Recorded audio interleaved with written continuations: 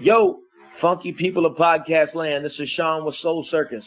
I know you missed my sweet ass on last week's show, so get a giant load of this. Thursday night, our trio is moving on up to that deluxe apartment in the sky. That's 8-Up Rooftop Bar in downtown Louisville. Thursday night, 7 to 10. Friday night, the full funk ship docks its huge vessel at Captain's Quarters on the big deck, 8 to midnight. Saturday night, throw down some Grease Street style in St. Matthews. Diamonds Pub and Billiards, 10 to 2. Can you mix Geritol and Fireball together? Come find out as we celebrate Papa Wallace's birthday this weekend. As always, tune in to Shooting from the Lip for more Soul Circus concert dates. Love, peace, and chicken grease, y'all.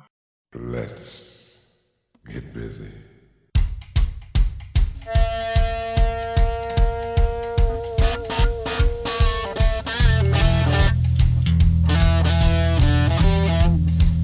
Live from the Shooting from the Lip studio in Louisville, Kentucky, it's time for Shooting Stars with your hosts Kevin Hale and Greg Unthank.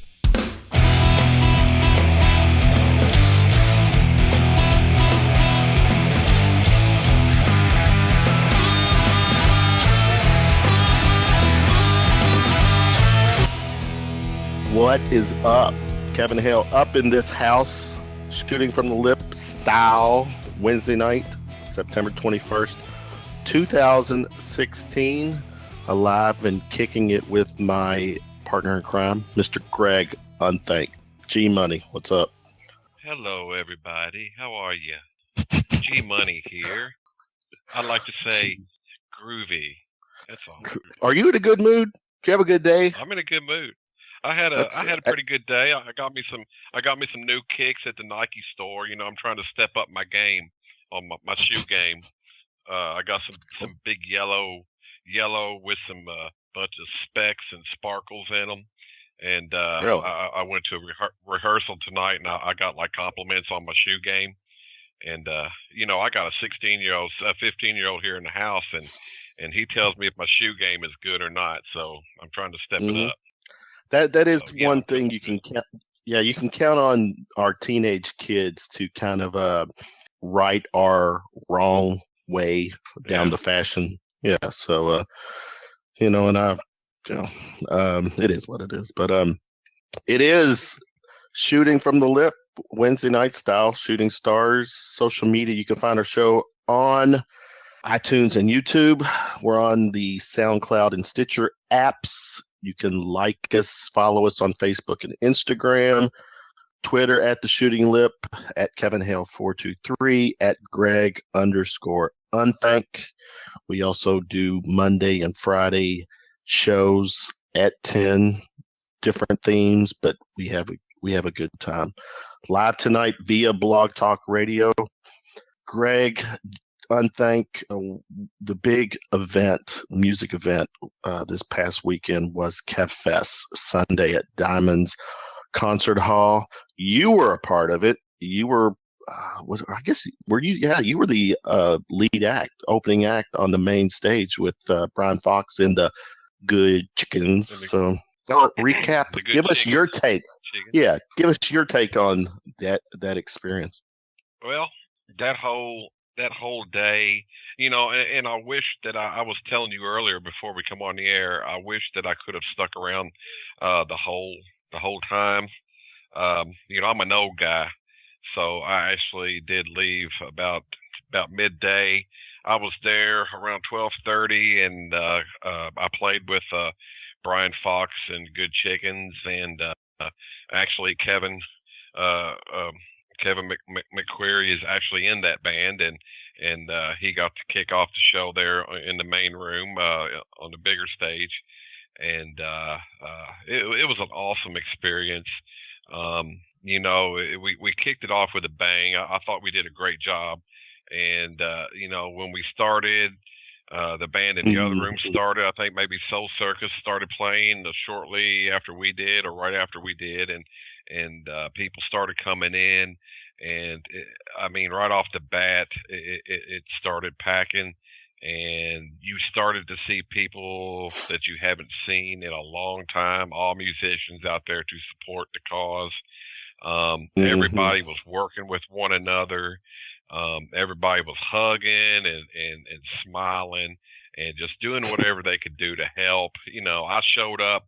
The guy had a drum set there. He was like, "Oh man, how do you want this set up?" I was like, "Dude, I'll set the drums up." Everybody was just willing to do anything to make the event go smooth, and it did. It went smooth, and I could tell that everybody was having a great time. I even talked to a few people the next day, and everyone was like, "Man, I'm still high from the show, or from the the whole day, the whole experience." So, and the bottom line is I believe we may find out how successful it was number-wise to help Kevin. That's the main thing, to help Kevin with his bills, kick this thing in its ass, and that way Kevin can move on and put this little chapter in his life behind him. And the Louisville community the music community is just fucking awesome, man. I'm really proud of everybody.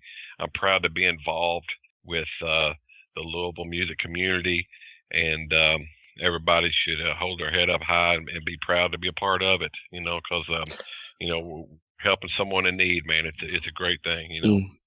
Well said, Greg. Well said. And from me to you've given your pound of flesh to the Louisville music scene, through the years, and it's neat, to hang with you at an event like this, because I get to, standing next to you, a lot of people walk up to you, say, "Hey," and I get to hear these stories, and that's a cool thing, and so no, I'm being serious. And while you were chatting, I was screening calls, and to get this party started, I'm gonna turn on the mics. I've got the man himself, K1, Kevin McCreery. I got K2, Kevin Manning. Also have Mr. Mike Mulrooney, who's part of Shirley's Way, all joining us to give us the real recap of KevFest. Let me start with Mr. McCreery. K1, what's up, brother? What's up? How's it going? Good. How are you feeling? I'm feeling good. We kind of timed the KevFest perfectly. I started my third round of chemo on Tuesday, right after the event, and yesterday I go Tuesday, Wednesday, Thursday. Yeah, and I go until Thursday. I do 3 days in a row. So, but I'm still feeling good. I mean, Sunday was badass. I was feeling really well that day too. Like exceptionally well. Mm-hmm. But by the time I was done playing with Dark Side of the Wall, I was done? I was ready to sleep in the trunk. Yeah. Of the car. But you know what? He still had that freaking smile on his face at the end of the night, and you've seen it from the picture. And I mean, So, what's not to smile about the event? The event went so badass. Everybody, just what Greg was just saying, just seeing this whole community come together, and really, I mean, it was unreal from my perspective. And, I mean, I don't even know what to say about it besides, I just keep thanking people. Thank you. I mean, I don't even, and it seems so, frivolous for me to just be able to say that. I don't know. It just doesn't seem like enough. What was that word? Frivolous. Oh, I thought you said frivolous. I'm like, what's frivolous mean? That's if it was frivolous, and then it was frivolous again. You re-frivolous? Re-frivolous. Okay, my bad. Chiming in is Mr. Manning, Kevin Manning, who spearheaded this event. Kevin Manning, I hope you're doing well. From a show perspective, from the start of the day till it ended, did you leave satisfied with the event? Oh, I'm always satisfied when I'm with McCreery. He's a satisfying man. I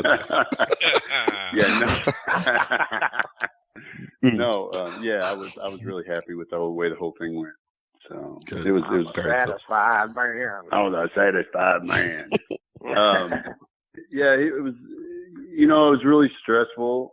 I mean, I'll be straight up with you. It was extremely stressful because, you're dealing with somebody who everybody loves. There's no do-overs. I mean, if I screwed that up, I mean, if our group screwed that up, there was no do-over. You just lost out on an opportunity and screwed it all up. So that was really stressful, to be honest with you. I mean, especially not knowing anything about what I was doing. That didn't help matters. I'm just the team that, I had somebody tell me I was Superman. I was like, no, I'm Clark Kent. Those people made me Superman. They knew what they were doing. I had no clue. So it was really the whole people behind helping me that they made it. So very cool. That's just a fact. No, there was a lot. Just from being there, I could see that you had a lot of support. You had a lot of staff. You had everything in place. I think from the band, the music perspective, that was obviously the least of your concerns because you had killer professional musicians playing, and so I had to worry about that. Yeah, exactly. Yeah, no, they were pros. Now that was right. And that's when you deal with pros, you don't have to. That's the least of your worries. It's like, and the guys that were running the stage. I mean, the only thing I said is you got to keep it on time. And man, they were balls to the wall. They kept it totally on time. In fact, Jared said he could not believe the event of that size. He's never dealt with a benefit that ran that smooth ever. Oh, exactly. So that was quite a compliment to all the people involved. Dave Moody, the stage Nazi, man. That was great. Well, that was him. He started it. He started it, and then when he left, O'Reilly took over and did the same thing. That's right. Yeah, that's right. O'Reilly was up there. Yeah, Steve O'Reilly stepped right in Moody's place and didn't miss a beat. So, and Mike Ingolstadt had the acoustic thing happening. Ronnie Watchmaker and Greg Deering. And the crew guys that were working the stage too, like the guys that making sure they got mic'd up. Everybody was chipping in. Everybody chipped in. They all rocked. They all rocked it, man. It was awesome. It was, from a fan perspective, just being able to go there and watch it. I could see the stress on your face, Manning, as we passed each other. Yeah. And I got that.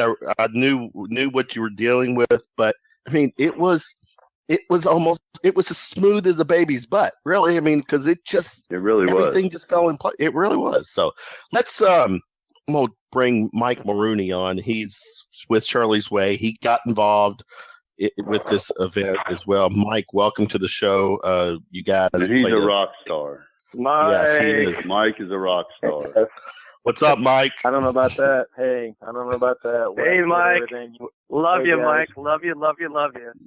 Yeah. Don't even underestimate what Mike does. Mike is a rock star, and that's straight up true. Yeah, fortunately, with this show, I'm gonna just quick plug for Mike.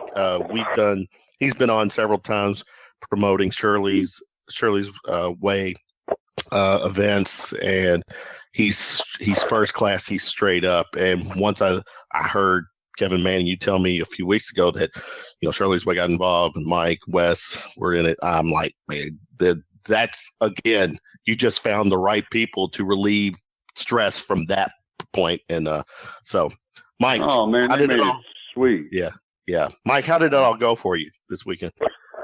I mean, it went well. I'll be honest. We had our annual 5K the same day, so I wasn't there much. That's right. Wes was there handling everything, and so we had 2 events going on in a day. And what amazes me is we can put a group of people together that really don't know each other and work well and depend on each other, and it just amazes me how people can do that, and it showed because the event was a huge success. But yeah, it was pretty amazing. Yeah. Now, Manning, you kind of touched on it. There was a lot of moving parts to this event.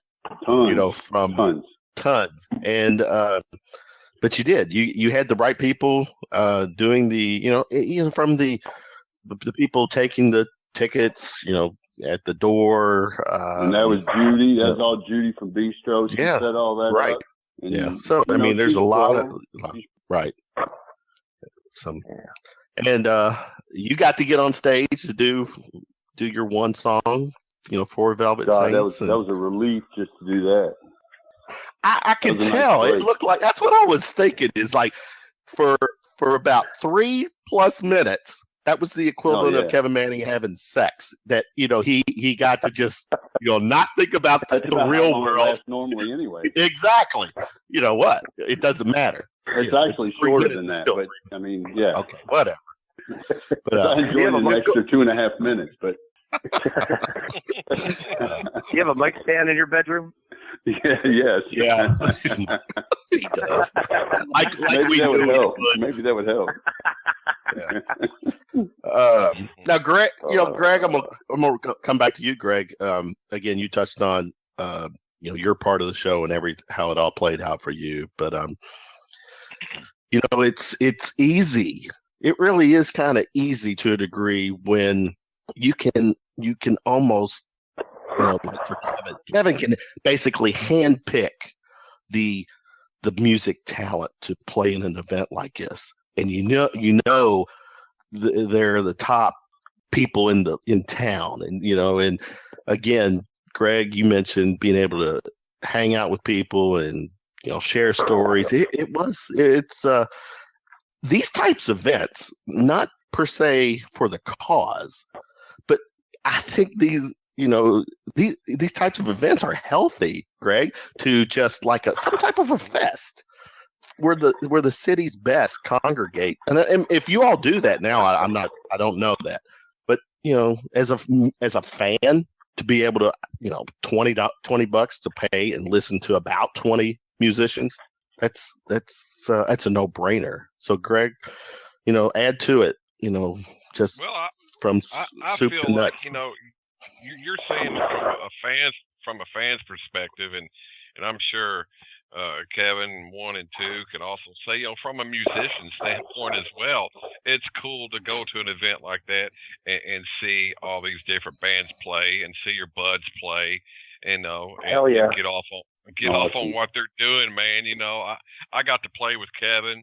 And I got to play with Chip and John and Brian, and it's cool just to be in a band with them, in the first place, and then get to hang out and see all these other cool bands play, and and everybody's just there supporting, man, and I also heard people say, man, this needs to happen a lot more often, and not for, the situation. It was great to be able to do it for Kevin and for the cause, but you also want to try to, do fellowship like that just to get together and do it, man. But, just try to make a point to get together and do it just for the sake of doing it even.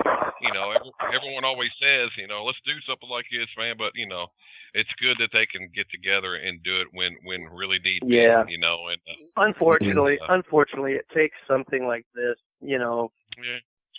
for everybody to really be able to make the time. And that's what I appreciated about it so much was that, everybody's busy. Everybody has families. Everybody has lives. We all play in bands and we all play all the time. And it's like the one day you have off is a Sunday usually. And sometimes even we don't have that. Like I play, when I can play, I have a Sunday night gig that I play from 9 to 1 when I'm able to do it, which, so a lot of people play, 4 nights a week or 3 nights a week, but a lot of those are like Wednesdays, Thursdays, Fridays, Saturdays, and Sundays. And people just can't on a regular basis to make no money go out and do an event like that. And I understand that, being a musician who and hang out all day long. Right, and I understand that, and I'm sure you do too, Greg. And I play music for a living, and as much as I would like to just do that once a week or every 2 weeks, I can't. Because there are time constraints and there's other things to do in life. And that's why, for me, I just appreciated this whole thing so much, is because everybody there was there because I need help. I'm in need. And that's the one thing that brought us together. And it was just fantastic. I also want to say, and I think that everyone would probably feel the same way, I was jacked, man. I was all week long. I was jacked up, waiting to do that gig. Waiting for Sunday to roll around. Yeah, I was a nervous freaking wreck. I'm glad you guys were jacked. I was a freaking nervous wreck. Running around Yeah. But I mean, I'm sure all the guys that was playing were, everyone there was jacked and ready to go, and just, it was just an awesome time. Well, every band, and I really tried to catch a little bit of all the band sets, even if it was just to walk in and watch a song. I really tried to see most every band. The stage I was at the least was probably the acoustic stage. And I was out there 2 different times, and when I went out, when Frank and Christine were playing, of course, I got up and played with them for a little bit too. And everybody that I saw play, and I did see a little bit of most of the bands, and everybody brought the A game, man. Everybody was just playing their ass off. The sound was great. Yeah. And man, it was amazing. I mean, I hate to single any band out, but there were just bands that just floored me on Sunday. There was a handful of bands that just floored me. Right. And it was just amazing. I thought it was just fantastic. I don't even know what else to say. I keep saying fantastic. Well, I mean, everything, like the people that ran the auction, the people that, the kids that I brought in to run the merchandise booth, those kids were there for almost they were almost there 12 hours, some of them. I mean, troopers. I mean, just every single person that was involved with that was amazing. Wes busted his ass putting up banners, making T-shirts. I mean, just Shirley's Way went over. I mean, I'm telling you, Shirley's Way, Mike and Wes went over and above, beyond the cause. Yeah, I mean, it just, you don't run into people like that. You do not. I would do anything for either one of those guys just because they're good freaking human beings. And the thing that was really cool to me I made a lot of new friends, which made it all worth it to me. And I actually got to reconnect with a couple of people that I hadn't seen in a long time, and one in particular, I won't name any names, but he knows who he is. I'm right here, buddy. I'm right here. No, get in your ass. but he does play guitar. I'll give you that hint. But it was great to reconnect with him and like, hang out, and I don't know. It just was really nice to get to know some of these musicians that, you see them, you say hi, but you don't really get to hang and actually talk. And then Nick from Baxter's, rock star, he brought all his people over there all day long, worked, and then went back and then ran the after party at their building. Jared gave us everything. Yep. All those employees did that for nothing. That's awesome. So, I mean, yeah, you crazy. don't get crazy. Yeah, it was really crazy because you don't see that. People don't do that. Is it safe, or is it okay for me to ask what's the final count of after it's Wednesday? Well, honestly, there honestly is not a final count yet, because as of today, there's still things coming in, and we're still. Is that not right, Mike? Mike's still there? Yeah, we're still getting. Yeah, we're still getting stuff. So I mean, there's really not a final count yet. There was one today too, I know of too. So. Well, but I'll tell you what, let me rephrase the question. At least for well over a year. Yeah. Okay. So based on what has the numbers have looked like so far, does or thumbs up, successful? Thumbs event? Up. Oh yeah, totally successful. Totally. Totally. Like I said, I mean, he's not going to have to worry about crap for at least a year. Yeah. I mean, I'll tell you, I don't even know what the final number is yet myself. So, I'm just kind of waiting for them to let the dust settle and get everything counted up, because I know, I mean, I still even know of a handful of people that are still donating to this point right now. Because somebody texted me today and just said that, hey, you know what, our company is making a donation to, so I hope they haven't shut it. I'm like, no, it's not shut down. It's not shut down at all. And see, there were a couple people that the auction items, they had won the bid, left without paying.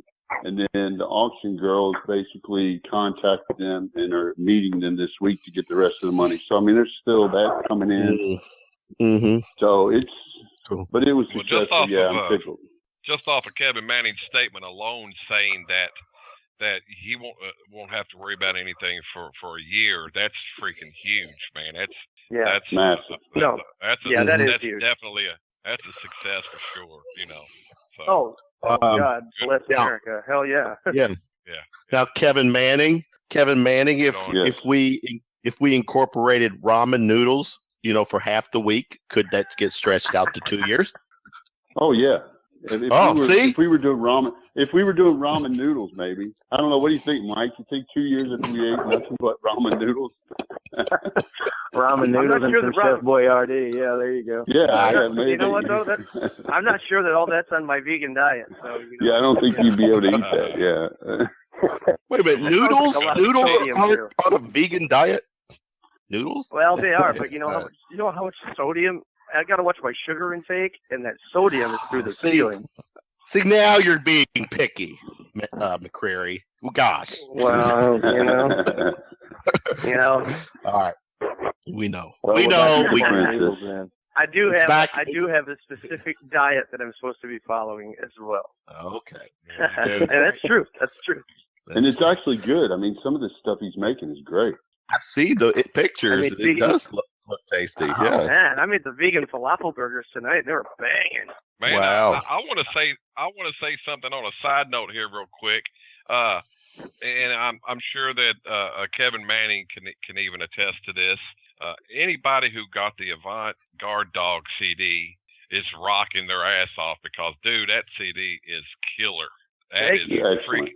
Man, I'm telling you, man, if it was like, Joe Blow from like Pittsburgh somewhere who put this out and I was to grab it, I would think the same thing because it's awesome, dude. And I hope that it goes far and I hope it launches you.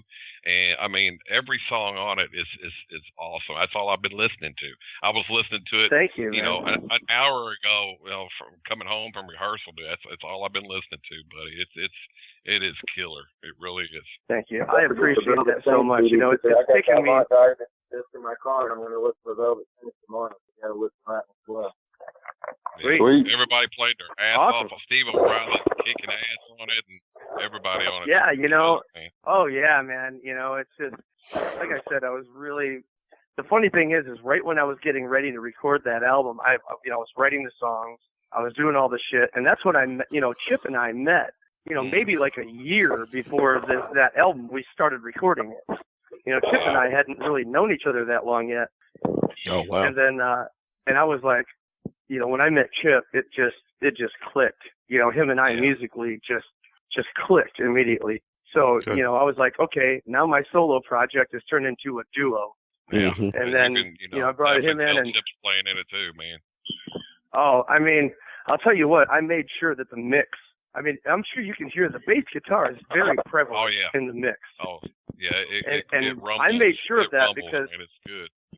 Yeah, and it's like when you listen to a Rush album, you can really hear Geddy a lot. The guitar's there, the drums are there, but you can really hear the bass guitar in the mix, and the tone is perfect in the mix. And I wanted that for this album because I wanted Chip to really have his place in this mix because I mean he played some of the most killer bass lines. I mean, if you listen to A Better Day and just listen to the bass part, I mean, oh yeah. I just told him, I said, Chip, go nuts. When we get into the chorus, just go crazy. Because, the song is supposed to be like mellow verses, crazy chorus. And I mean, he just knocked it out of the park. It all fits. Right, and same with O'Reilly, just in the studio when we were recording drum parts. If you heard the demos that I gave these guys to listen to of the songs, and then I say, okay, hear what I did. Now just take it to the 10th power and fall off a cliff. Is basically what I told them to do. And they knocked it out of the park. And I couldn't be happier with the result. And then the people like Kirk Kelsey, the guy that mixed it, and then Glenn Brown up in Lansing, Michigan did all the mastering. And all these people are top notch at what they do. Yeah. Well, and I was very, very, very blessed to have these people in the post-production, let alone Chris Henderson and Chet from Three Doors Down did the engineering and the producing, with me. And so, I mean, it was just a great team of people to put. I think the next album will be the same team, as far as the production-wise and the mixing and the mastering. I mean, I'm probably going to go back and at least do one more. And it won't take 5 years this time either because I talked to Chris Henderson the other day, and he was like, okay, dude, Now you finally got this out after 5 years. Now you need to come back to Nashville. We're going to record an album in 1 month.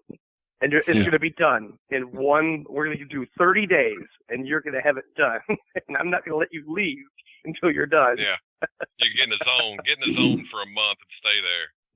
Right, But it was just the way it was, I mean, I was touring at the time, and so was Chris and Chet, And so when I was home, they were on the road. And then when they were home, I was on the road. So what I was doing is I was flying up with Uncle Cracker, and I would fly into Nashville and run in and start recording guitar tracks, and then I would fly out and go back to my gig. I'd have 2 days off, and then I'd fly back across the country somewhere. And that's basically what it took. It took about 3 years to record the entire album just because of touring schedules. Yeah. And then it took another year to find the right guy to mix it, because I had another guy mix it, and it was not good. And but he was a great engineer, but he wasn't a good mixer, because he's the guy that we brought in to finish engineering at the end when I started doing vocals and some of the last part of the guitars. But he was a great engineer, great kid, man. He was awesome. But his mixing for what I was looking for wasn't what I was looking for. And so then we got Kurt Kelsey. And, Kurt Kelsey is a fantastic front of house engineer. I mean, he works with Three Doors Down. He works with Smashing Pumpkins. He works with Garbage. Dude's amazing. Yeah. So, well, I love the mix, man. You can point out you can listen to every instrument. You can pick out every instrument, and it's right there in front of you. And yeah. That's and he did. He knocked it out of the park. Yeah, Nothing's he knocked it out of the park. Yeah. Cool. I appreciate it. I really do appreciate you liking the record. Oh, I love it, dude. Let me go back to Mike real quick. Mike, based on Sunday's event, how long does it continue on? Is there an end date that you kind of, from your perspective, Mike and Shirley's way, that you got to say, okay, we're going to take it to here, and this is what we we've kept everything separate, and so and we have a separate KevFest button on our website and on the KevFest.com page. So, and every donation that comes in is listed as KevFest, so it's easy to identify when somebody makes donations on behalf of Kevin. I actually talked to Josh McGowan earlier today. Yeah, we got KevFest North, baby. Yeah, they're getting ready to rock and roll. He and I talked for about an hour working on things. So yeah, it's going to be another one up in Michigan. But yeah, it's awesome. It'll be open as long as everybody wants to keep it open. It's not affecting us. We just drag the money from one bucket to the other, and it's called Kevin, so it's really easy to do. Yeah, but that's great. Again, but that's the thing about Mike and Shirley's way. They didn't have to do that. Like, he doesn't really know Josh. I mean, we know Josh. He's good friends with Kevin, and I met Josh, and I've dealt with Josh for a little bit now through this, and he's a freaking awesome guy. But Mike didn't. He could have said, nah, I'm not going to get Shirley's way involved with that. I did. But that says something about you and Kevin McCreery. Like, that goes. Like, nope, I'm in. Mm-hmm. I'm just it's the whole premise behind Shirley's Way is people helping people, and we're a cancer charity, but I mean a lot of people don't know we had an event a couple of years, and many of these musicians play, and there would be not one time where I wouldn't even consider not giving back to these guys. I mean, they're all freaking amazing, and there's no telling. I know you're talking about how everybody plays, but I mean, I've never seen more giving people in the musicians world than we have in Louisville. I don't understand it. They play and they play and they play and they give, and so to me it's a no-brainer. But I mean, the whole premise behind Shirley's Way is people helping people. We've got to start standing up for one another, and and you start doing the right thing. We can't depend on our government and everybody else to take care of us. We got to do it for ourselves. So anyway, that's the whole premise behind what we're doing. Amen, brother. Well, yes. So Kev, K1, Mr. McCreery, assuming everything goes right with you in the next few weeks as far as chemo and how you're feeling, what do you have lined up as far as gigs? Well, here's my plan. As long as I get a green light from my doctor, I'm finishing up my third round tomorrow. And then I believe within the next week or so, I'll go in for the PET scan just to see how everything's been working, see where we're standing. And then I have a fourth round that they're probably, regardless of what that PET scan says, I will probably have to do the fourth round regardless. Just as precautionary, if they say that I'm looking good, or I mean, I'm just gonna go there. I'm not gonna go beyond that. I'm just gonna say that.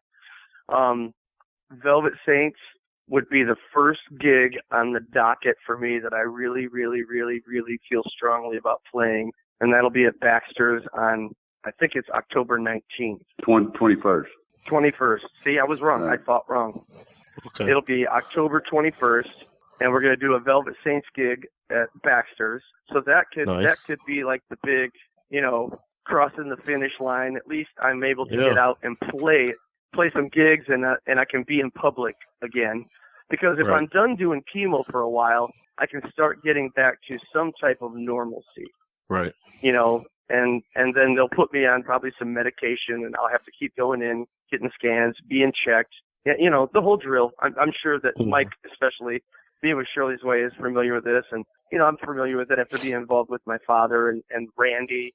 For Randy's Band-Aid. I was very good friends with Randy, and so I kind of know the drill that's ahead of me. I mean, to not sugarcoat it, this is a marathon, not a sprint. So, but yet I can still go on, and I can live, and I can still play, and I will. The reins will be loosened, a little bit, so I can get out and maybe work a little bit too. Maybe even travel and do some cracker gigs too. But anyway, getting back to the point. The 21st, October 21st would be the first gig back, and it'll be a local gig, which will be awesome. Right. So we could do the Velvet Saints gig, and whatever we're going to call the opening band. Right, because we got a surprise. We're going to do two sets. We're going to do an acoustic set and do all 80s covers like Depeche Mode and just that type of 80s, 1980s new wave rock. We're going to start off with a whole set, but we're going to come up with another name for the band, and we're all going to dress up different, too. It's going to be fun. Oh, nice. Yeah, it's going to be awesome. It's going to be blast. Yeah, it's going to be blast. And then the next gig, and then after that, it would just be, there's another Velvet Saints gig in November that could be overseas that I hope that I can do. But also there's the Uncle Cracker gig, which is the Black Friday show that we do every year in Detroit to end the year. So it would be the only cracker gig that I do this year. But and even if I can't fly, we can drive up. I can drive up and play the show and then come home. Because that's in Michigan, right? That's in Michigan. Yeah, that's in Detroit. We Yep. Cool. We do this gig every year. It's the end of the year gig for the Uncle Cracker Band, and we do it at Royal Oak Music Theater every Black Friday. So I was actually talking to him today, or yesterday. I was talking to Matt, Uncle Cracker. I was talking to him yesterday, and he just said, "Seriously, man, really? You think you're gonna be able to do it? What are the chances that you can actually do it?" I said, "I'm thinking the chances are actually really good that I can at least drive up and play it, and stay for a day and then come back." I said, "I think confidence is high for that." So we're kind of planning on that. And then whatever else, it just depends on how I'm feeling, what my doctors say. If I can do some of my local acoustic gigs again, start working back in, playing with Christine Devereaux.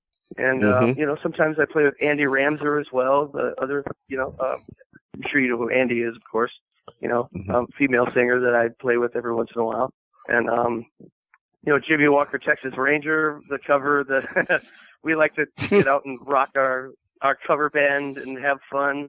Avant Garde Dog needs to do an official CD release party and play a show. Yes. And that's at the forefront of my mind as well, aside from, getting these Velvet Saints shows going too. So, cool.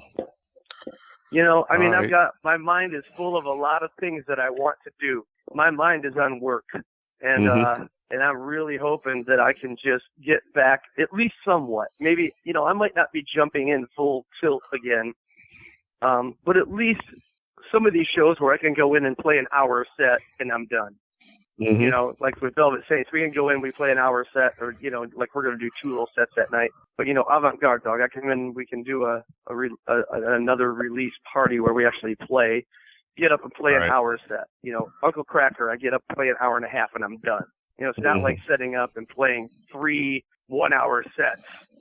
Right. And, you know, loading in a bunch of gear and loading out a bunch of gear. So to me, it's just, you know, and there's a Good Chickens, Brian Fox and the Good Chickens. We're going to have a CD release party coming up as well. Right. So, you know, I'm looking forward to that. As a matter of fact, Brian was over here at my house last night, and we filmed the little guitar solo section in the video for Gasoline at my house. They came to me so I could be in the video. He came to my house so I could be in the video. Right. That's cool. Yeah, Very it was cool. awesome. Yeah. It was awesome. You know, it's just little things like that just mean keeps so much. It just makes keeps you cheer, keep your spirits up. Right. Yeah. Yeah. You know? So, you know, and you know, it's like all these bands I play with, you know, Dark Side of the Wall, Good Chickens, Velvet Saints, Avant-Garde Dog, Uncle Cracker, you know, with Christine and with, you know, with all of these bands have just been a peach. You know, they've been a peach. Everybody understands. Everybody works around it. Everybody does what they can to make sure that I'm comfortable. That, you know, and it actually is uncomfortable. People trying to make me comfortable. I know what you mean. I don't because I don't like people fawning over me. It's like at the KevFest. I don't like being the center of attention like that. I like getting on stage and playing. Yes, I do. I mean, I live for that. I love getting up there and playing my guitar and singing and having a blast. But I don't like people saying my name every 5 seconds over a microphone. And it's so uncomfortable. It's like, you know, but I mean, but at the same time, I realized the whole reason we were there to what was happening. And at the same time, very thankful. But, you know, how many pictures did you get into? A lot. And the thing is you know what really broke me up? I almost lost it on the stage at the very end when they showed all the videos of my buddies and the bands that toured. You were getting misty-eyed. I was getting misty. You know, when I saw the Sugar Ray dude, you know, I'm such good friends with all these bands. And, you know, the Sugar Ray guys and the Steel Panther guys and Cracker. And, you know, Collective, well, there was a Collective Soul video that they didn't get to show because it wasn't a very good quality. Eve 6 even sent a video, but the quality was so low they couldn't show it. You did something with Collective Soul, Kevin? Yeah, I've never played in Collective Soul, but I've toured with them in Cracker. Like, I've known, like, all those bands, everybody that sent a video, I know all those guys well. I got you. Very cool. Yeah. Very cool. We've played quite a few shows with Collective Soul and one of my Steel favorites. Panther. I actually met Steel Panther on the Kid Rock cruise. Brian Fox actually knew Lexi pretty well from a previous cruise, and then introduced me to Lexi. And then ever since then, I've been pretty good friends with Lexi and Sticks the drummer, and all those guys. Really, they're just great dudes. So very cool. Let me. Obviously 3 doors down. So. Hey, obviously Rick Borwick is listening to this because he just texted me and said I was getting misty-eyed too. So obviously, he's ratting me out. You were. I mean, I did. I started losing it right there, and then when they gave me the Harper guitar with the 444 on it, I mean, that's just that whole little thing right there. Right before I had to sing the entire Dark Side of the Wall set, like you guys just hit me with a hammer. And I was just like, oh shit, now I gotta play this whole Pink Floyd set. You made him moist. It did. Moist. My kids are right there. And right, it had to be a very emotional day for you. But let me turn it over to Mike again. Mike Mulrooney with Shirley's Way. Successful gig event this past Sunday. What do you guys have on your plate in the near future to go on and promote, Mike? Well, our 5K KevFest was kind of a wrap-up for the year. I just got notified that somebody's trying to put a bike race together. So if anybody's into bicycle racing, they're trying to put it together at Waverly Hills. But that's about it for the year. We'll kick it up again at the end of the year. And then obviously KevFest North, we're going to help a little bit with that. But we've done about 10 pretty decent events this year, and we've given away $55,000. The goal was 60, so we're almost at our goal for the year. So yeah, it's been a great year for us. Yeah, it's been great. That's amazing. That is so awesome. Yeah, and so yeah, congrats, Mike. Mike, I cannot say enough about those guys either. I cannot say enough about Mike and Wes and Anne Marie. I mean, just everybody at Shirley's. But you guys, man, I just don't even know what to say. I just feel like I owe everybody a handy. I told somebody the other day, man, you need to sit back and enjoy it and stay away from the germs for the next 6 months, and you'll be fine. You do for others. You should see what others do for you, sir. So. You should see the soap and the hand sanitizer we go through over here at this house. Oh, I bet. That'll get you before the cancer will if you're not careful. Yeah, no shit. If you're not careful. Yeah, it's true. Very true. Well, Mike, as always, you stay in touch with me because we're all about promoting your cause, Shirley's Way. And actually, Greg, it was Mike's cause, Shirley's Way, that gave me the inspiration to, we're planning a spring event to where it's a benefit that's going to benefit autism and probably another charity. But don't be surprised if some of the people that have been on the show the last few weeks, get a call from me or Greg, asking or begging for a few minutes of their talent skills to join us. But when it's for a cause and when it's for the kids, it's the city does step up and yep. So and we'll play it, and I know you will. It's but I guess Kevin K1. K2, Kevin Manning, successful weekend. We got to get McCreery rested because people know I'm a guilty pleasure Velvet Saints fan, so I'm going to be there at that October 21st gig, expecting a kick-ass show. So, I'm a guilty pleasure Velvet Saints fan. Yeah. That's why I'm in the damn band. I'm a fan too, so yeah. But, all right. And by the way, Kevin Hale, I don't even remember seeing you on Sunday. I was getting pulled in so many directions, and I didn't even know where we saw you were. each other. Did I talk to you? Okay, we did. You did several times. You're getting pulled in every direction. I know. Actually, there was one point. There was actually one point where I was the guy that was grabbing a hold of your leg and you kept walking and you were just dragging me to the next room. But no, seriously, total respect. I knew it was your day. So all I was there was giving you a handshake or a pat or a hug just to keep that, emotion, keep the love going. So no, you acknowledged me several times. I'll tell you what, it was, all the love and the adrenaline. It was. And I can't believe I made it until 11 o'clock at night. I was one of the last people to walk out of that building besides the workers. That's what I heard. I finally got home. Oh my God, dude! I wanted to go to the after party really bad, but I was just done. Yeah, I mean, I can imagine. Over it. I was so tired. I can't believe I lasted, and I can't believe I lasted as long as everybody else.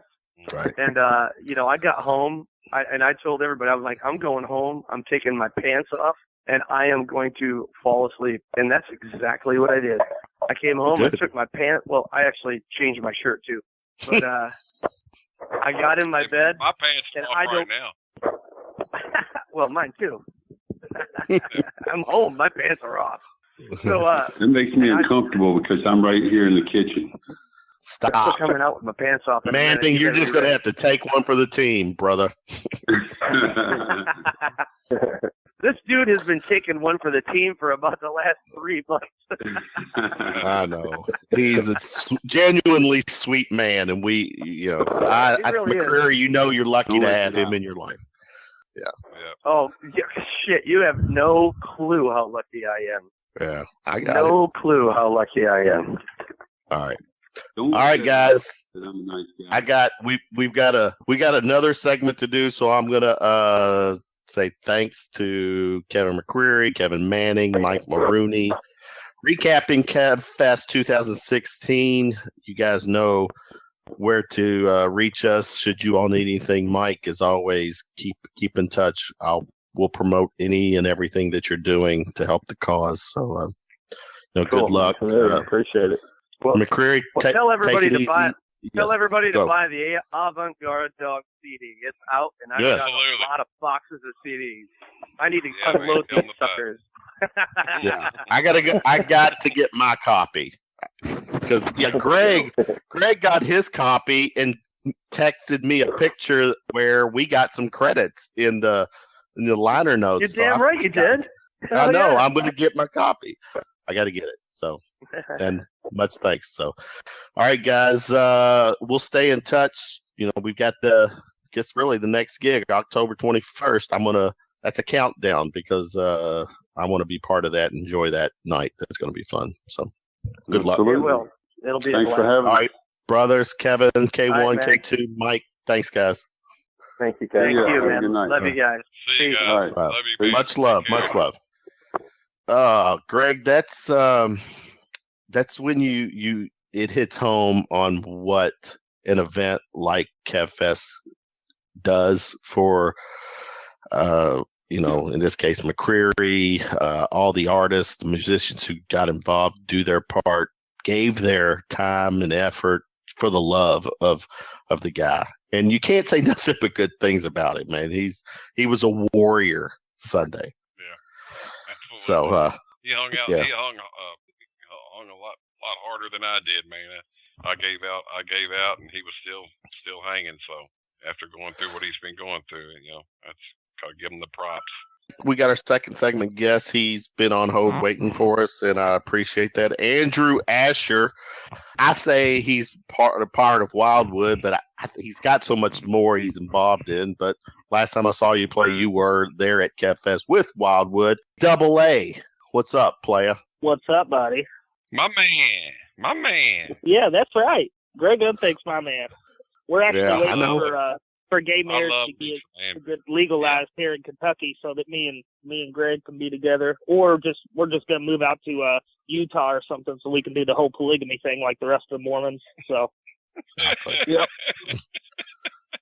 Yeah, don't mind us. I love Andrew. Yeah, Andrew's a great guy. Cool cat. Andrew, you were part of the event Sunday with WildWood. How familiar were you prior to the event? Did you know Kevin McCreery well, or how did that all? I had heard the name for years. I had been in and out of town playing with a few people, but I'd heard the name. I've heard the name, for a super long time. My dad was kind of played around here for a long time. The first time I really got to hang out with Kevin was actually on my birthday, because he lives next door to a good friend of mine that threw a party for me, and Kevin ended up coming over and we hung out, man. And you're not gonna find somebody more humble or kind-hearted than Kevin. And I've watched a lot of his videos, watched a lot of him playing, and one of the things that speaks volumes to me is the fact that although he can outplay 90% of the guys that he's on a stage with, he'll take a back seat to them, which really shows not necessarily that he's a phenomenal guitar player, but that he's also a phenomenal musician. So that's one big thing in my world. But Kevin, you're not going to meet a better guy. You're just not. Yeah, well, that's the thing, man, is knowing when not to play. To me, that's what makes a good musician, my dad told me years ago, I was auditioning for a band playing drums, and my dad told me years ago, he said, I watched your audition, it was great and everything, but Andrew, can you play every lick that you know in 2 minutes? And I said, of course not. He said, then why do you keep trying? And that's the problem with a lot of musicians, is they keep trying. They're playing for themselves as opposed to playing for the song or what accompanies it best. And that's a huge problem, and that's where a lot of egos get involved in bands, and that's why a lot of bands just really aren't successful, is because you have a bunch of guitar players and drummers and bass players and keyboardists and vocalists. You have very few out of that same category musicians, people that actually understand that space can also be a dynamic, that silence can be there. It's okay. You know, not to the point of where it's awkward, but to the point of where it fits the song. I mean, you know, just because, like, there's a lot of places that I think, like, ooh, this lick would be really good there, but that doesn't necessarily mean that I should play it. You know, so that's me looking at it from a guitar player standpoint, not a musician standpoint, which is a completely different position that you have to be in. So. Yeah, I know that I'll be up and I'll be playing and I'll be into it and really enjoying myself, and I'll do some big lick and I'll be like, oh, and then after I think about it, I was like, man, that was stupid. I shouldn't even have done that, man. That don't fit. That's stupid. Oh yeah, dude. But Greg, you already know how I feel about you. Yeah, man. I know you flatter me. You flatter me. How do you feel about me? Kevin, I mean, other than the fact that you look like you're a month away from homelessness, other than that, I mean, I think that you're a great guy. Thank you. You're dead on. You're dead on. If I decide not to pay my bills, you would actually be right. If I decided not to pay any of my bills for a month, I would probably be homeless. I think I'm right, even if you try right now to pay your bills for this next month. Like, I still think I'm right. So. Man, Kevin, do you know that Andrew's like an awesome drummer as well? You know, I've heard he sits in with he sits in with right. Soul Circus, man. Whenever I've heard like a couple weeks ago. He is the designated player. He's the he's the role player, if you will. They put him in when whatever they need, and I detect a little ego. I detect a little ego with him, but that's not a bad thing. I do think no, it's not ego. It's confidence. Well, that's what I was going to say. I said, I was going to correct myself. It's confident. It appears that when he's playing, he is confident at any part of the stage, any instrument that he's a part of. He's gonna hit it. He's gonna deliver it. Have you seen the women that he hangs with? I've messaged him. I'm like, keep me in line for the ones you say no to. Direct my way. Say, it's all good. Well, also, if I may toot his horn a little bit, not figuratively, but I do it checking figuratively. Andrew's. Yeah. I was checking his Facebook out a couple months ago, and Andrew is doing live shots of him playing at the L.A. Coliseum in Los Angeles. I know. He's an attention whore. We got that. We get it. It's okay. But he backs it up. Awesome, though, but he backs it up. He backs it up. To be able to say that you played there, Yeah, actually, in reality, you're right. Right. What's up with that gig, Andrew? Are you still doing that occasionally? Is that something are you not doing that anymore? What's going on with that? Yeah, no, I'm still doing that. So you can tell everybody who it is. Yeah, that's with a guy named Eddie James. He's a pretty big name black gospel artist that I've played with since 2009, and Eddie does about 300 dates a year, and he has a band that travels with him, and singers and product people and everything like that. He's got people that travel with him that play with him at all of his gigs. Now his bigger gigs, he kind of gives seniority to some of the players that have been with him for quite a while, and so that's whenever he calls me as well as other people that I've been on the road with. He'll call us out to go and play, and I mean, I'm just really blessed to have that kind of opportunity because, a lot of people can't say that they've done that, but I definitely keep a humble heart about it and definitely keep learning from everybody around me. I never stop learning, and that's, so I'm not, although Kevin just talks, I'm not really looking for attention. It's more of I want people to be engaged and be a part of what I'm doing, because because there's a lot of division amongst even musicians. You know, last Sunday was a huge turnout, was a phenomenal time. But outside of that, there can be some division between musicians and bands around town for whatever reason. And for me, it's more of me wanting people to get engaged and get behind what I'm doing. And it's not like they're giving to me, they're giving with me. And so it's more about that, because, you know, Eddie's style is completely different than anything you will ever hear.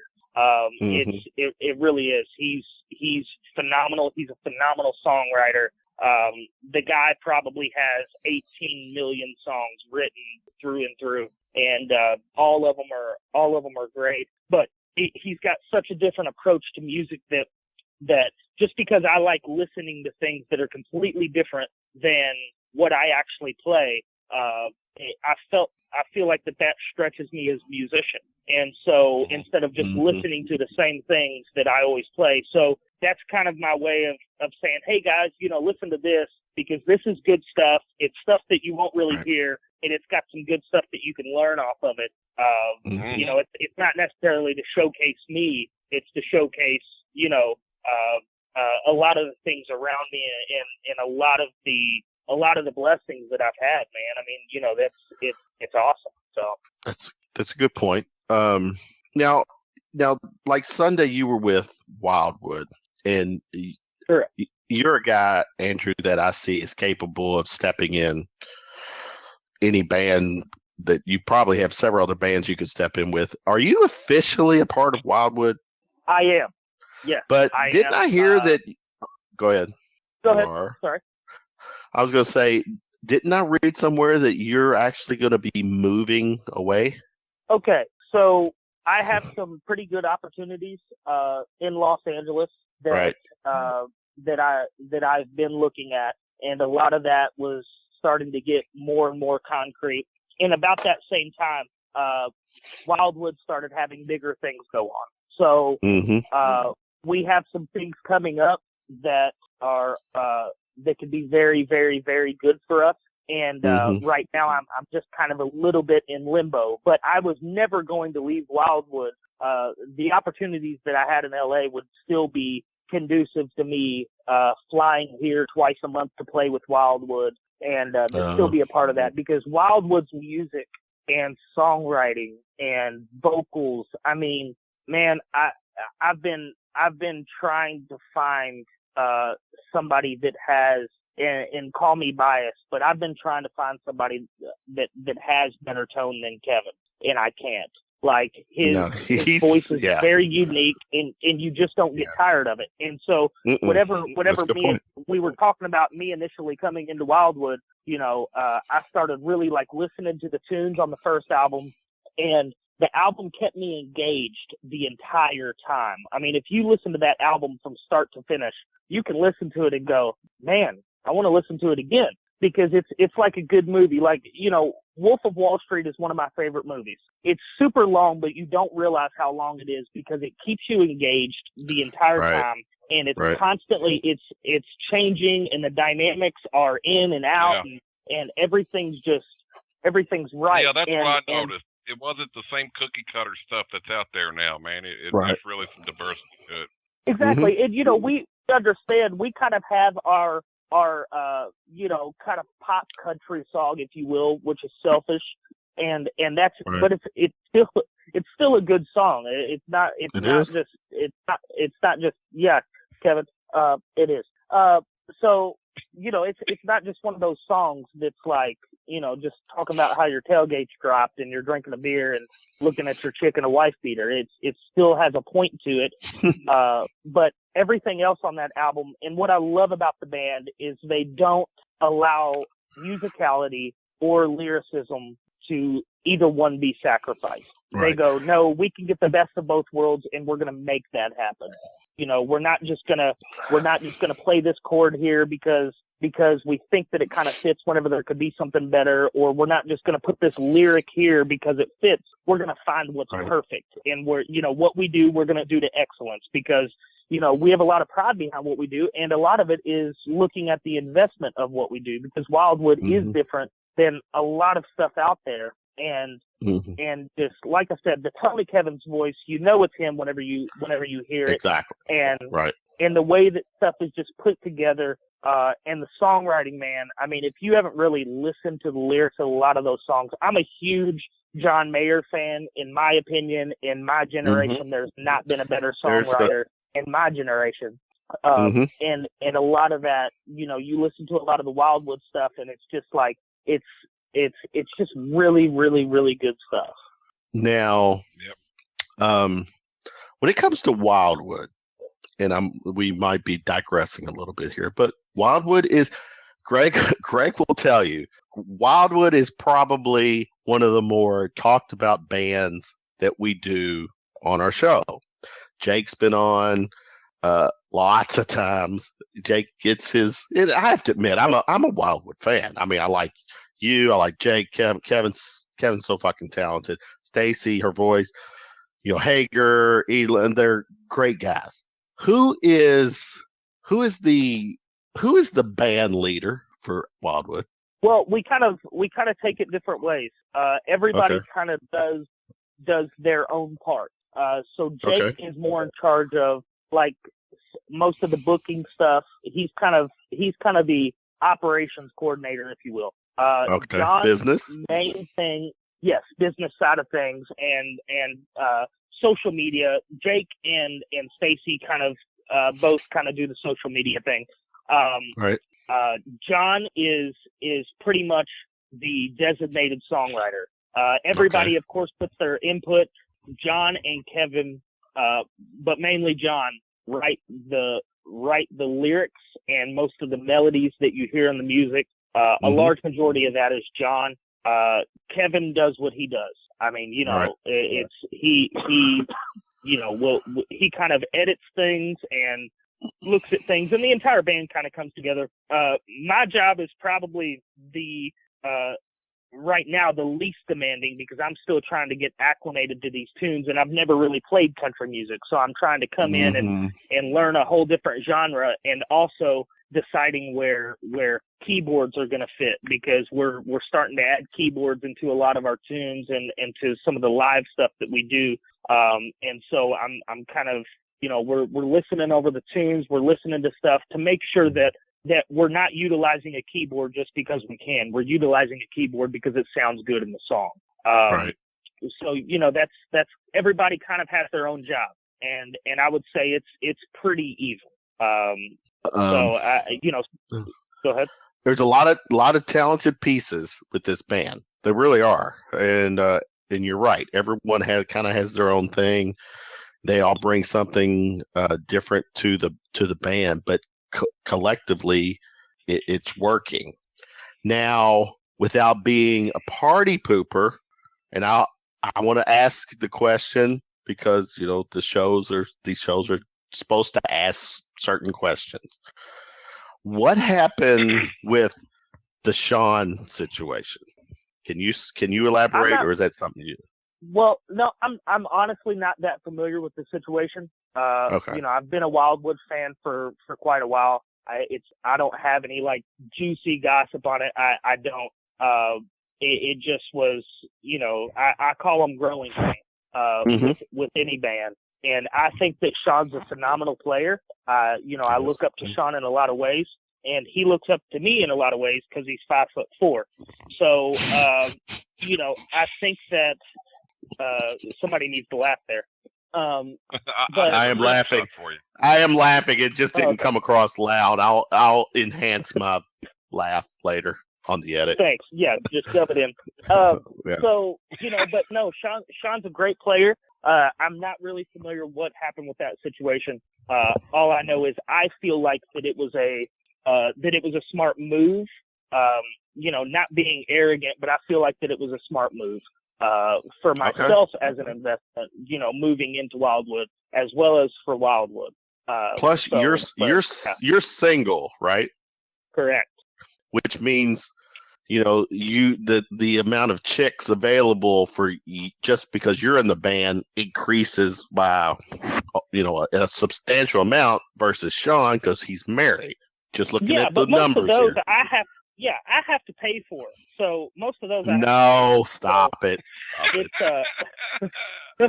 Stop it. Yeah, you think whatever. Greg comes cheap? He's a young, handsome devil. He is, man. He's got the look. He's got the tat. I've watched him in action. I've seen him in action. Yeah. He has a he has a pretty respectable O face during his guitar solos. So you're getting you're dripping, the panties are getting wet out there while you're playing. So anyway, let's hey Kevin, let me ask Andrew to tell a little story that he had told me of one time when he was a youngster, a young boy. Hold on. How PG is this story? Oh, it's very PG. It's with the time you met a member of KISS.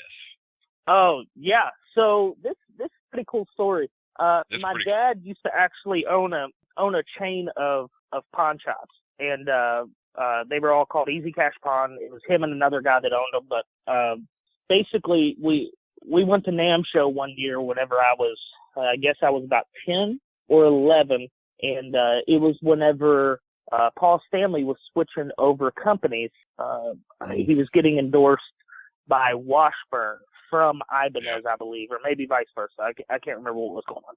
So the first 3 Paul Stanley signature production guitars that came out of Washburn, my dad bought. So we're there, and Paul Stanley's there. He signs it. He goes, "Hey, where you guys live? I'll get you guys tickets." And so sure enough, your time perception whenever you're young is really terrible. I could say it was 10 minutes later, but it could have been 87 years later.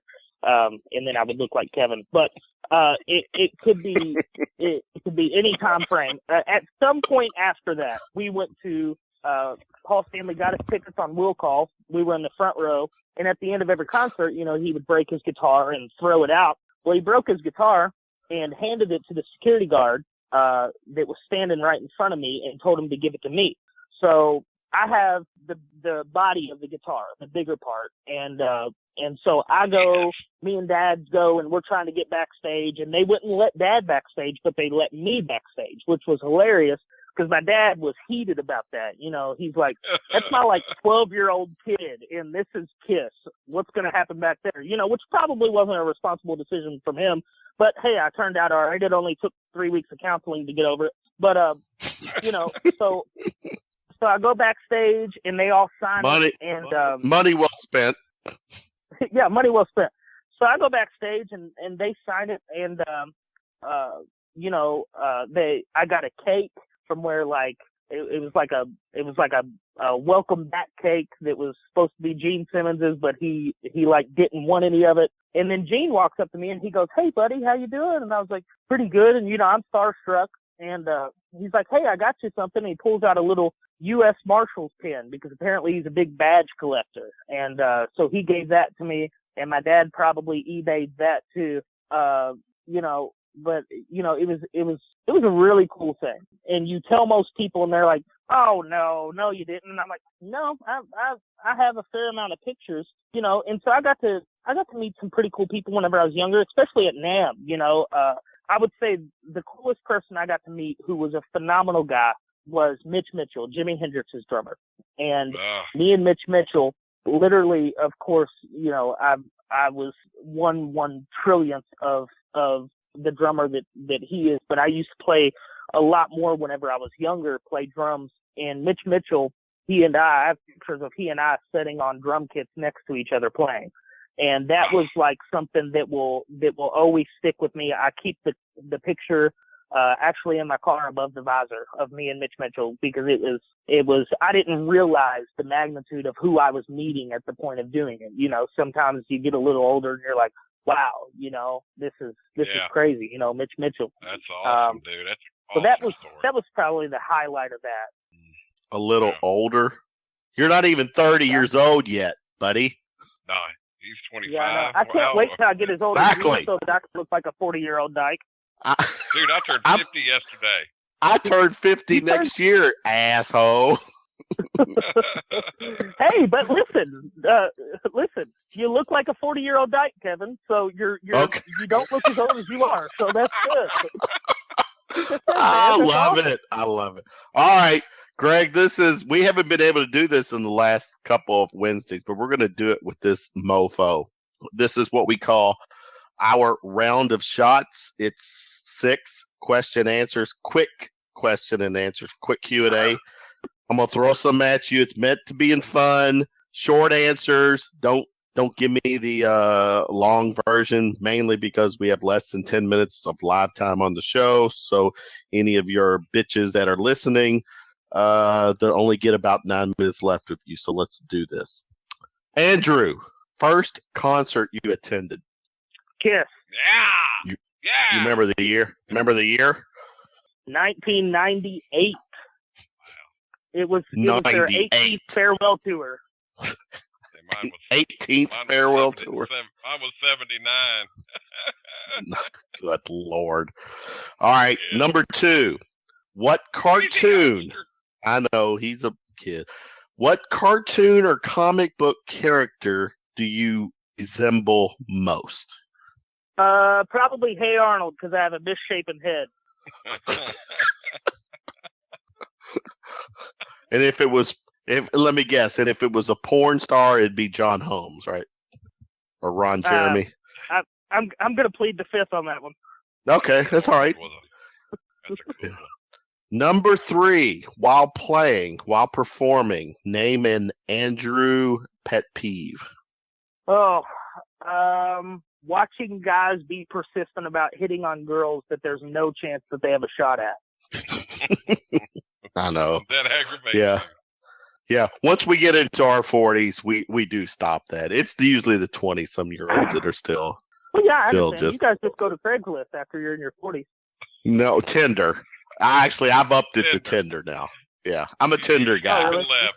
And it's been very successful for me, I thank you. Anyways. Number 4.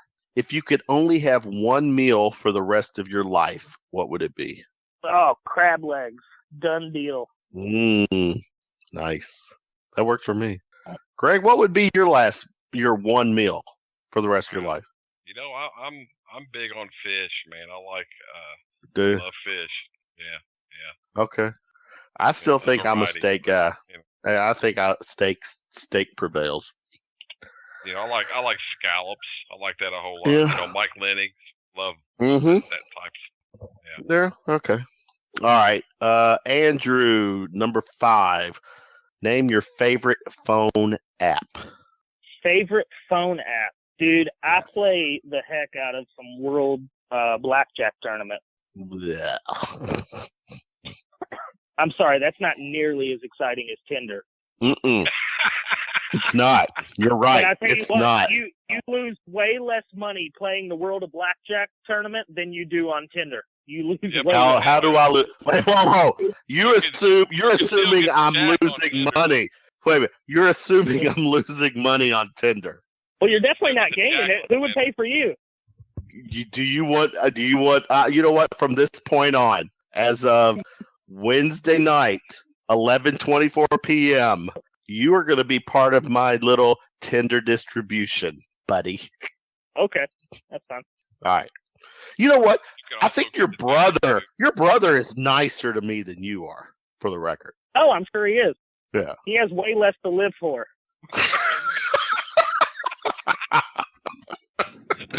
Good one. I'll still take Junior any day. All right, we said your favorite app. What your favorite app? Greg, what's your favorite app? Probably the maps. Yeah. You mean like to get up to navigate around? Yeah, navigating maps. That's my favorite app. The maps. Oh, I use the phone app a lot.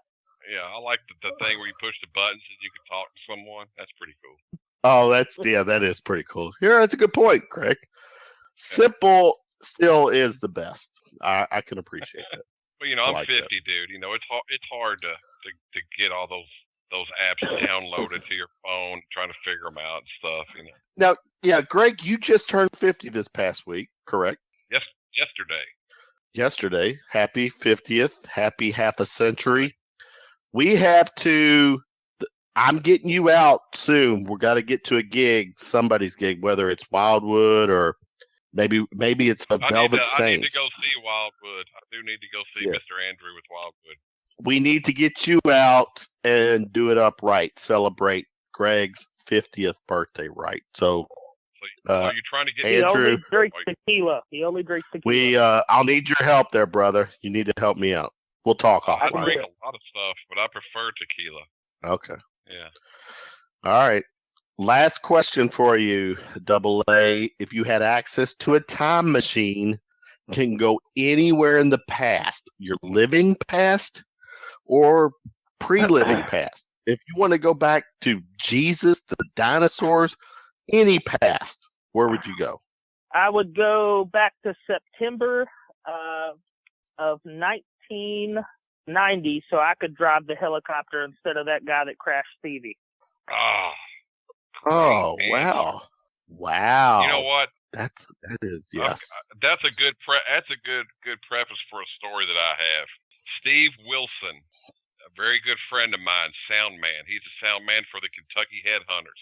At the time of that crash. He's mainly their amp tech. He works on a lot of their amps.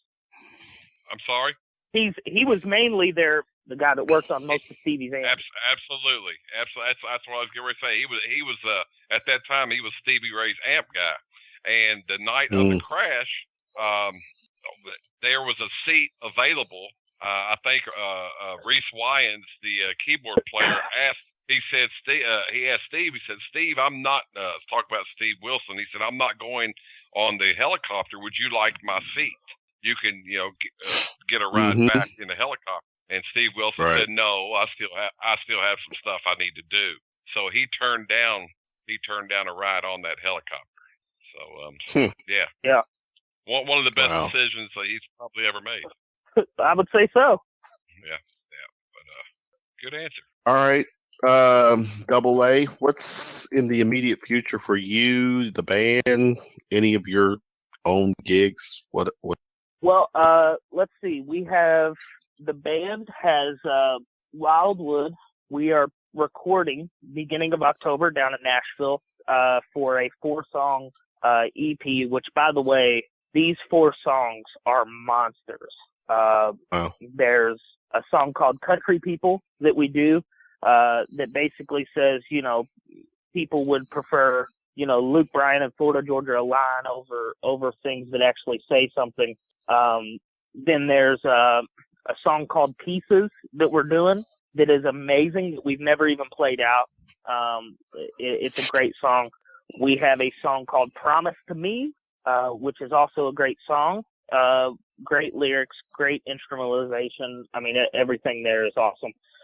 And then last song is a song called "Get Down," which is we play it at most of our gigs, and it is a more of a 90s country, just kind of balls to the wall thing, man. I mean, it's just like it's just a good one, hang tight. But yeah, we're doing that beginning of October, and we're kind of doing our send off from that, doing a showcase at Wild Horse Saloon down on the Strip, and awesome. So that's really the what's in the near future for WildWood. I myself have a few gigs with Eddie James in the near future. He's got a couple of gigs doing an album release, one in Ohio and one in Tennessee that I'm going to be with him on. And, WildWood for me takes first priority because it's something that I'm a part of. Good. Eddie has 8 million musicians that he can call on. So, right. Are you going to be at County Line Friday night, Andrew? Are we playing there Friday night? Well, no, it's the Hager band. So it's just Badger, Hager, and Edlin playing. I didn't know if you actually sat in with them or hung with them, but I have sat in with them before, and they're sorry. Go ahead. Come on out. I'll be out there. Let's have some. Okay, I can do that. Now, with when you do, if you do sit with him, who with the Hager band? Who is the singer? Is it John? It is. John is the singer. John is actually a phenomenal singer. He is, man. He's a very talented dude, man. Yeah, he is. He's a great singer. He used to sing for a band called Centerfold, which was a pretty big band, kind of like early to mid 2000s. And phenomenal band. Gotcha. So yeah, that's the Hager band will be at the County Line Friday night, which right after I finish my podcast with my Tiffany Mack, Greg, I'm going to shoot over to County Line to listen to the last half of the Hager band, gig and have fun there, and let Andrew, ridicule me to my face about how I look and all that good stuff. So you act like it hasn't happened before. He's killing me. He's on a roll. To your face. Like I would. I have a sense of humor. So if you make me laugh, even at my expense, it's still funny. So funny is funny. So less eyeliner would be beneficial. Yeah. What's that, Greg? What's that? Less eyeliner, man. That would be beneficial for you. I don't wear eyeliner. Yes, you do. I do. I will. Yeah. Greg, won't you come out to County Line Friday night, buddy? I know. I may do it. I may do that if I can get that. Greg is the king. Greg is the king of indecisive answers. Greg, you'll be like Greg. You'll be like Greg. What are you gonna do this weekend? Oh, that's a good question. Or more or less. He's got more or less on tap. Yeah, I know. Let me check on that. Yeah. Great. All right. So, anything? Give us social media. What's the easiest way to get with you on social media? AA. By Facebook. I don't have a Twitter, just because I think that the word Twitter sounds ridiculous. So I don't have a Twitter. I only have Facebook, and everybody has Facebook. I mean, I think Helen Keller has Facebook right now. I think she does. Everybody has Facebook. So, that's the easiest way to get a hold of me. WildWood is on there. Definitely check out WildWood. I mean, come on. What have you been doing with your life? Here's the thing. Check this out. Someone asked me, I was talking to someone who frequents the County Line, and they was asking me about country music. And the truth is, this is the real truth. I'm not a fan of country music. Not. I do not go to mainstream acts, the Brooks, Luke Bryan's. I don't. But, when it comes to local music, I can tolerate, because just to be in to be in a bar, sipping on my beer and listening to some music that's got some heart and soul, even if it's country, and it's what WildWood is, I can pick up. I feel that vibe. Now I can go listen. We are so good. Well, that's it. That's not even a joke. I mean, it's real. You guys kill it every time you perform, and that has kept me on the bandwagon. Now, with that said, I can't. I can listen to WildWood, but I'm not going to go spend $120 on Garth Brooks, because that just doesn't appeal to me. I don't know how to explain it, but but you guys, I get my feel from the country thing from you guys, and that's enough for me. If I had my preference, it's more heavy. It's that rock sound, but you guys, you have to kind of get your feel of country from us, because that's as close to being a heterosexual as you're going to be. So, I completely understand.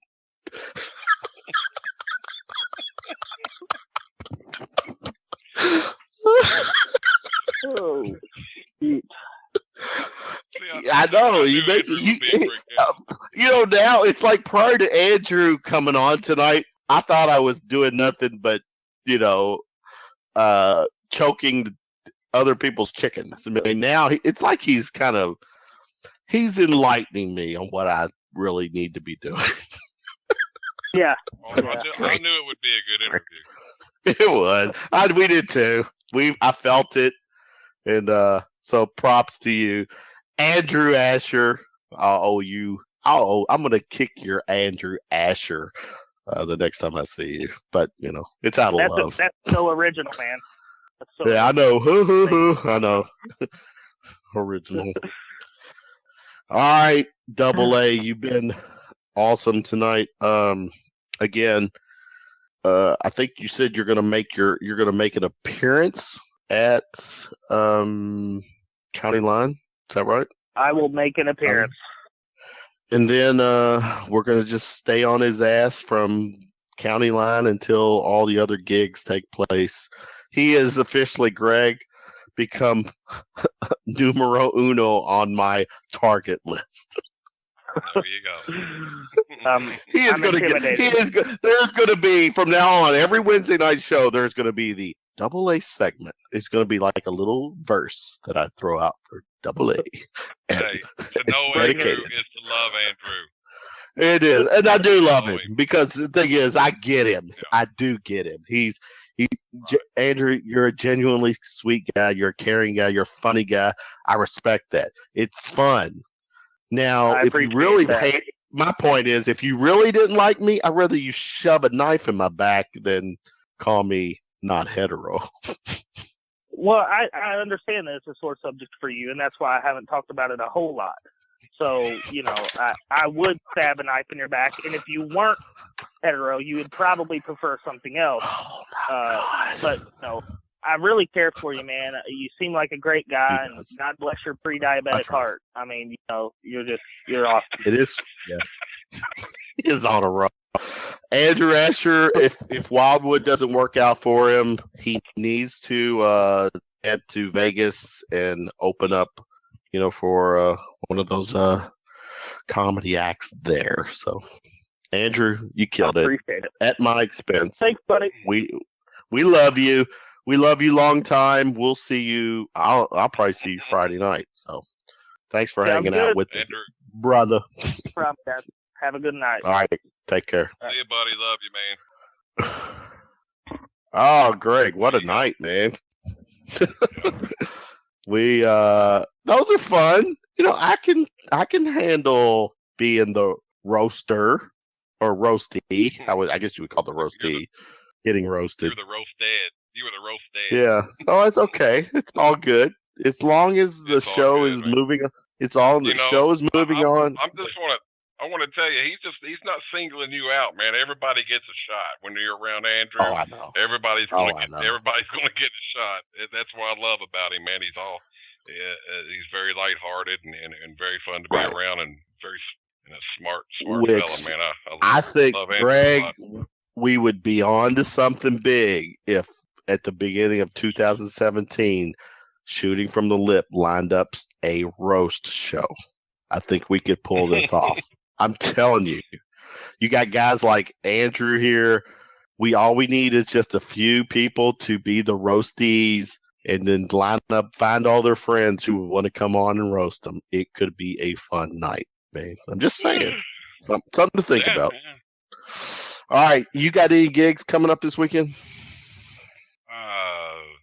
No, I'm playing at church Sunday, and then I have my Spare Change Millionaire will be playing at Two Lanes next Saturday. That would be October. What's it? October I do 1st? plan to go to that one. That is my plan to get to. I am going to hang out with my Spare Change Millionaire brothers that night. Yeah. So looking forward to that. That's a fun gig. It'll be packed, and looking forward to that as well. I didn't play with them last week. I did a Blue Funk party gig this past Saturday night, and that was fun. And then also Blue Funk is scheduled for October the 18th. I believe is the date. I'm checking my phone as we speak. That will be at the Belknap Festival, and that would be on a Saturday at 4 o'clock from 4 to 5. We're playing there at the Belknap Festival. So nice. October the 8th, I guess that is. I don't know Very how cool. to operate my phone. Yeah, it's all right. We got a little time between now and October the 8th. We'll promote it quite a bit. So yeah. Cool. All right, man. For Greg Unthank, I'm Kevin Hale. Another successful night. Let's recap the guests. First segment, we had Kevin McCreery, Kevin Manning, and Mike Mulrooney coming on to recap KevFest 2016, which by all accounts, Greg, was a huge success. And it's an ongoing process, too, per Mike Mulrooney, as the donations continue to come in. And they're actually doing a KevFest North gig. It's involving Michigan as well. That's huge. Yeah. Very cool. Yeah, that's great. Very cool. Yeah. And then the second segment, we had Andrew Asher, who currently is part of the band WildWood. Very talented musician, very funny mofo. Also, good guy. Also plays with the national act Eddie James, gospel artist. Exactly right. Good guy, funny guy. I took one for the team. I took one for the team tonight. He's handsome. Handsome. He is a good guy. Dresses kind of funny. He does dress kind of weird. It's all right, but he's, you know what? It's rock and roll, right? So, a lot of good. It was a good show tonight, Greg. It was, these are one of the shows where we sit back and we go, yeah, we talked KevFest. That was huge, and all the, to have McCreery, Manning, Mulrooney on to talk about the event was big, and you were part of it too, and it was the biggest event, probably of the year, and it was successful, and we're rooting for McCreery. We got determined on his next gigs, and from my perspective, I'm going to follow the Kevin McCreery story. I want to just kind of partner with the whole McCreery Velvet Saints and anything local he does, Dark Side of the Wall, and just promote it as well, because again, one thing I got out of Sunday, there are a lot of talented people in the city of Louisville. A lot. I mean, it's absurd. It's absurd. Well, yeah, and there was a lot of bands there, and you also got to say that there was a ton of bands that wanted to be a part of that, but they just didn't have any more room for them, and like Kevin had said, Kevin Manning had said in the past, that there was a lot of other bands, and so you're talking about even talented bands that did not get the opportunity to be a part of it, that wanted to be, but that just shows you how much more talent there is out there. That could very well that filled another spot out there. Yeah, so, because the truth is, the bands that would have wanted to play in this, they knew they had to be at a certain level to play at it, and. But yeah, at the same time, too, I just think everybody just wanted to help. I think they just wanted to help. Right. Even caring about what level they were at. They just wanted to really help. Well, we touched about it. Shooting from the lip. We want to be in line to do a benefit show early 2017. That's something that's going to be near and dear to me. I know, Greg, that you made a point to help pull this off too. We'll get these figured out, but as we've come to see that if we lay out the right event, we'll get quality bands, and they'll give their time, and so yeah, we really have the choice of the best, between you and your people, our show, who we've actively really started to promote people. We do have access to some good people, and yeah, so we'll make that happen. All right, Greg, another fun show. We'll shut it down. For Greg Unthank, I'm Kevin Hale. We bid you a good night and a pleasant day. Louisville, peace out. Take care, guys. Good night.